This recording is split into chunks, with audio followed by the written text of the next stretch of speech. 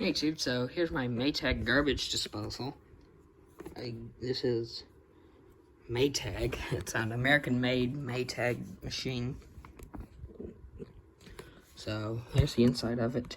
It is a batch feed, so the way a batch feed works is it's got this plug which actually has a magnet in it, and you have that. So if we turn it on, it's got power to it, but if you bring a magnet to it, it turns on. But I just set the magnet on it and I can control it by a switch. So if you're inside of it,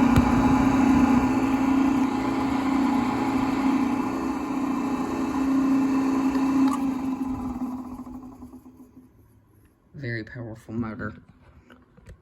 Stainless steel grind chamber, a Nikon steel shutter ring, which is, it might look like it's worn out, but it's got, trust me, it's got lots of life left in it. And it's got a stainless steel undercutter blade. Right there is the undercutter blade, so